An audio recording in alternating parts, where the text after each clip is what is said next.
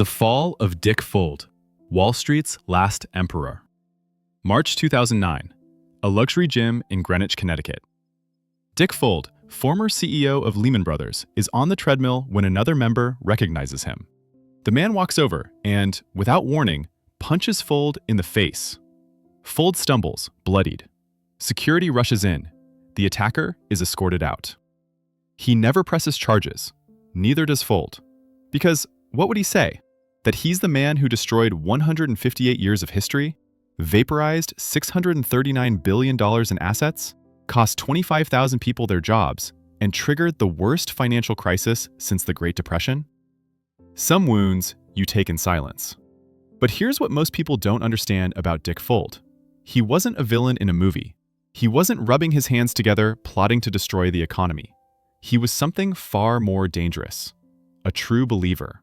A man who spent 40 years at one company, climbed from trading floor to corner office, and genuinely thought he was building something permanent. And that conviction, that absolute certainty that he was right, is exactly what made him so catastrophically wrong. This is the story of how Dick Fuld went from Wall Street royalty to public enemy, how his psychology shaped Lehman's culture, how he missed every warning sign, and how, even today, he refuses to admit he was wrong. Because understanding Dick Fuld isn't just about understanding one man's fall. It's about understanding how corporate culture, unchecked power, and psychological blind spots can destroy institutions and economies. Richard Severin Fuld Jr. was born in 1946 in New York City. His father was a successful salesman. Nothing glamorous, but comfortable. Fuld went to the University of Colorado, graduated in 1969, served briefly in the Air Force, then got his MBA from NYU's Stern School of Business in 1973. In June 1969, fresh out of college, Fuld joined Lehman Brothers as a commercial paper trader. He was 23 years old. He would spend the next 39 years there, the last 14 as CEO. This is crucial to understanding Fuld. Lehman Brothers wasn't just his employer, it was his identity. In an industry known for job hopping, Fuld was the exception. One firm, one career, one mission. Making Lehman the most powerful investment bank on Wall Street. And for a while, it worked. Fuld thrived in Lehman's trading culture. He was aggressive, competitive, and ruthless when necessary. He made his name in the 1980s trading commercial paper and bonds. He wasn't the smartest guy in the room, wasn't the most creative, but he was relentless. He worked longer hours. He pushed harder. He never backed down. And Lehman rewarded that mentality. By 1993, Fuld had risen to president and chief operating officer. In 1994, he became CEO. He was 48 years old, and he had one goal: transform Lehman Brothers from a respected but second-tier investment bank into a Wall Street powerhouse that could rival Goldman Sachs. But there was a problem: Fuld's style of leadership. His colleagues had a nickname for him: the Gorilla. Not because of his physical appearance, but because of his intensity and aggression. Fuld ruled Lehman through fear and loyalty. If you were loyal to him, he protected you, promoted you, paid you well. If you questioned him, challenged him, or worse, left for a competitor, you were dead to him. Fuld kept a list, literally a written list, of people who had betrayed Lehman, former employees who had gone to Goldman or Morgan Stanley. He called them traitors. He refused to work with them ever again. Inside Lehman, this created a culture of conformity. People learned quickly: don't bring Dick bad news. Don't challenge his decisions. Don't suggest we're taking too much risk.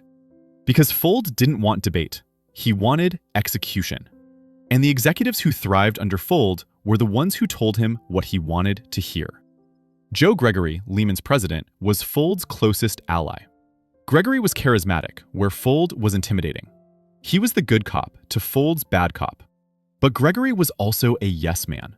He enabled Fuld's worst instincts. When Fuld wanted to double down on real estate in 2006, Gregory supported it. When Fuld wanted to take on more leverage, Gregory made it happen. And when warning signs appeared, Gregory dismissed them. Erin Callan, Lehman's CFO from 2007 to 2008, was another key player. She was brilliant, media-savvy, and utterly loyal to Fuld.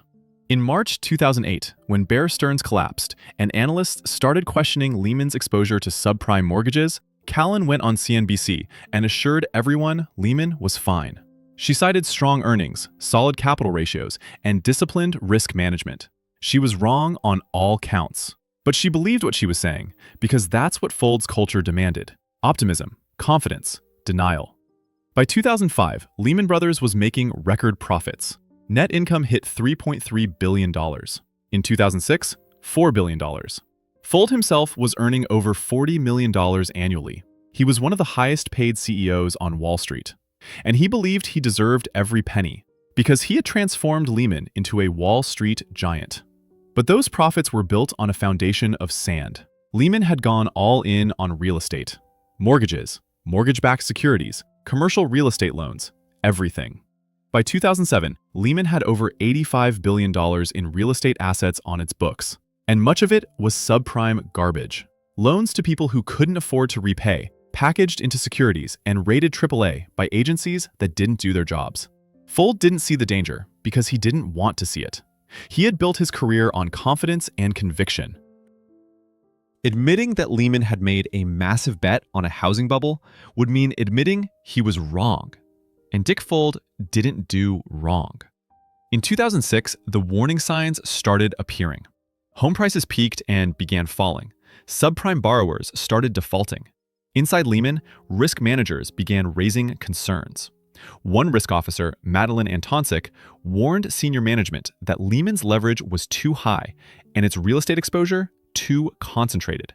She was ignored. Eventually, she was pushed out. Because Fuld didn't want to hear it. By early 2007, the subprime crisis was undeniable. New Century Financial, one of the largest subprime lenders, filed for bankruptcy in April 2007. Other mortgage companies followed. The cracks were showing. But Fuld's response wasn't to reduce risk. It was to double down. He believed the market was overreacting. He believed real estate would recover. He believed Lehman's risk models were sound. And he convinced his team to believe it too. In March 2008, Bear Stearns collapsed. The Federal Reserve orchestrated an emergency sale to JP Morgan Chase to prevent a chaotic bankruptcy. Wall Street was shaken. Investors started asking, who's next? Analysts looked at Lehman Brothers and saw troubling similarities: high leverage, massive real estate exposure, reliance on short-term funding. Fuld went into damage control mode. He held conference calls with investors. He appeared on television. He insisted Lehman was different from Bear Stearns. Lehman had stronger capital, better risk management, and a more diversified business. But the markets didn't believe him. Lehman's stock price started falling. In January 2008, Lehman stock traded at $65 per share. By June, it was under $30. Inside Lehman, executives scrambled to find solutions. They tried to raise capital by selling stakes to foreign investors. They tried to sell assets to reduce leverage, but no one wanted to buy. The market knew Lehman's assets were overvalued. Real estate prices were collapsing. Mortgage-backed securities were worthless, and Lehman was stuck holding the bag. And through it all, Fuld remained defiant. He believed Lehman was under attack. He blamed short sellers for driving down the stock price. He blamed the media for creating panic. He blamed the government for not doing more to stabilize markets. But he never blamed himself. He never questioned whether Lehman's business model was fundamentally broken. In the summer of 2008, Fuld began reaching out to potential buyers. He talked to Bank of America about a possible merger. He talked to Barclays, a British bank. He talked to the Korea Development Bank. But every conversation ended the same way. The buyers wanted Lehman's good assets, not the toxic real estate. They wanted a deal that would protect them from losses. Fuld refused. He didn't want to sell Lehman at a discount. He didn't want to admit defeat. By September 2008, Lehman was running out of time. The firm was losing billions in market value every day. Clients were pulling their money. Trading partners were refusing to do business with Lehman. The bank was facing a death spiral. As confidence eroded, funding dried up. And without funding, Lehman couldn't operate. On Friday, September 12, 2008, Fuld got a call from Treasury Secretary Hank Paulson. Paulson told Fuld that the government would not bail out Lehman. If Lehman wanted to survive, it needed to find a buyer by Monday. Fuld had 72 hours to save 158 years of history. That weekend was chaos. Fuld and his team worked around the clock, trying to broker a deal with Bank of America or Barclays. Paulson and Federal Reserve Chairman Ben Bernanke brought together the CEOs of every major Wall Street bank to see if they would collectively rescue Lehman. But the banks refused. They didn't want to take on Lehman's toxic assets. And without government support, they wouldn't take the risk. On Sunday, September 14th, Bank of America pulled out of negotiations to buy Lehman. They chose to buy Merrill Lynch instead. Barclays wanted to buy Lehman, but British regulators refused to approve the deal without a government guarantee, and Paulson refused to provide one. At 1:45 a.m. on Monday, September 15th, 2008, Dick Fuld stood in his 31st floor office at Lehman headquarters in Times Square. Outside, reporters and camera crews were gathering. The world was watching, and Fuld knew it was over. At dawn, Lehman Brothers filed for bankruptcy, the largest bankruptcy in American history. $639 billion in assets, $619 billion in debt, and 25,000 employees, most of whom had nothing to do with the decisions that destroyed the firm, lost their jobs. The immediate reaction was brutal. Lehman stock, which had traded at $65 per share 8 months earlier, became worthless overnight. Shareholders lost everything. Bondholders lost billions, and the global financial system froze. Credit markets seized up. Banks stopped lending to each other. Stock markets crashed. Within days, the crisis spread to AIG, Washington Mutual, Wachovia, and banks around the world. The Great Recession had begun. And Dick Fuld? He became the face of the crisis. He became the symbol of Wall Street greed, recklessness, and arrogance. Protesters gathered outside his mansion in Greenwich, Connecticut. His face appeared on magazine covers with headlines like, "The Man Who Crashed the World." Congressional hearings were scheduled. Fuld would have to testify. On October 6, 2008, Dick Fuld appeared before the House Committee on Oversight and Government Reform. Congressman Henry Waxman led the questioning. Waxman was prepared. He had documents, he had emails, and he had one devastating fact. Between 2000 and 2008, Dick Fuld had been paid $484 million in salary, bonuses, and stock. Waxman asked Fuld directly, "Your company is now bankrupt. Our economy is in crisis, but you get to keep $480 million. I think that's grossly unfair. Do you?" Fuld's response revealed everything about his psychology. He didn't apologize. He didn't express regret. Instead, he defended himself. He said the $484 million figure was wrong. He claimed he had only taken home around $300 million, as if that made it better. He said he had lost money too, because his Lehman stock was now worthless. He said he worked hard for 40 years and deserved his compensation. The room was stunned. Fuld didn't understand. He genuinely believed he was the victim. In his mind, he had built Lehman into a powerhouse. He had created jobs, generated profits, and served clients for decades. The fact that it all collapsed wasn't entirely his fault. It was the market. It was short sellers. It was the government's failure to intervene. Fuld never admitted that Lehman's business model was rotten. He never admitted that the leverage was suicidal. He never admitted that the culture he created, a culture that punished dissent and rewarded risk-taking, had destroyed the firm. To admit those things would mean admitting that his entire career, his entire identity, was built on a lie. And Dick Fuld couldn't do that. After the hearings, Fuld largely disappeared from public view. He wasn't charged with any crimes.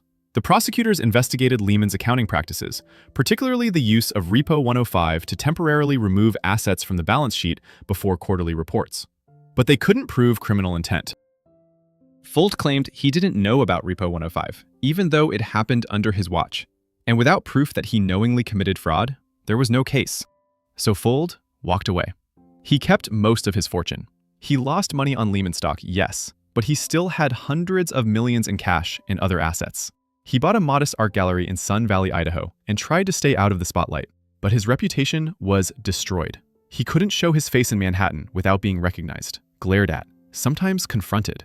That incident at the gym in Greenwich? That was just one example.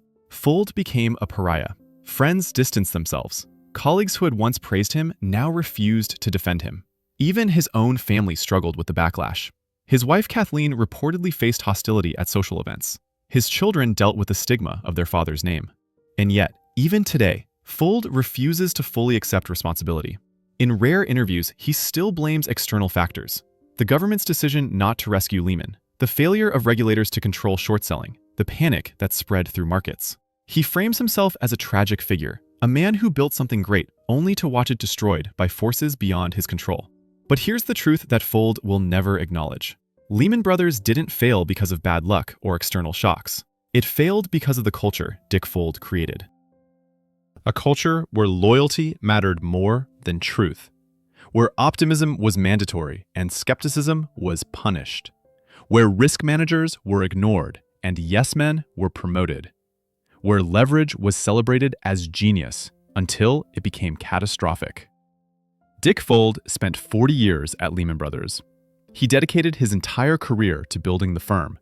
And in the end, his psychological need to be right, to never back down, to never admit weakness, is what destroyed it. He confused confidence with competence. He mistook conviction for wisdom, and he surrounded himself with people who would never challenge him. The tragedy of Dick Fuld is that he represents something larger than one man or one bank. He represents a certain type of CEO that Wall Street rewarded. The alpha male who never doubts, never apologizes, never admits error. The leader who equates questioning with disloyalty. The executive who believes that because he's been successful in the past, he must be right in the present. And here's the truly disturbing part. The system that created Dick Fuld and rewarded his behavior still exists. CEOs are still paid hundreds of millions. Corporate boards still fail to challenge management. Risk managers are still ignored when they raise uncomfortable truths. And Wall Street still celebrates confidence over humility, aggression over caution, short-term profits over long-term stability. Dick Fuld is 78 years old now. He lives quietly, far from the spotlight. He will never face a courtroom as a defendant. He will never issue a real apology. And he will go to his grave believing that Lehman Brothers could have been saved if only the government had intervened, if only the markets had given him more time, if only people had believed in him the way he believed in himself. But the rest of us know better. We know that Dick Fuld wasn't brought down by bad luck. He was brought down by hubris, by a culture that prioritized loyalty over honesty, by a business model that privatized profits and socialized losses, and by a man who, after 40 years of success, couldn't imagine that he might be wrong. September 15th, 2008 wasn't just the day Lehman Brothers died. It was the day Dick Fuld's entire worldview collapsed. And in the wreckage, we see a warning that unchecked power, corporate cultures that punish dissent, and leaders who equate confidence with infallibility will always, eventually lead to catastrophe. The question is whether we've learned that lesson, or whether we're just waiting for the next Dick Fuld to emerge, build an empire on leverage and overconfidence, and crash it into the ground, taking the rest of us with him.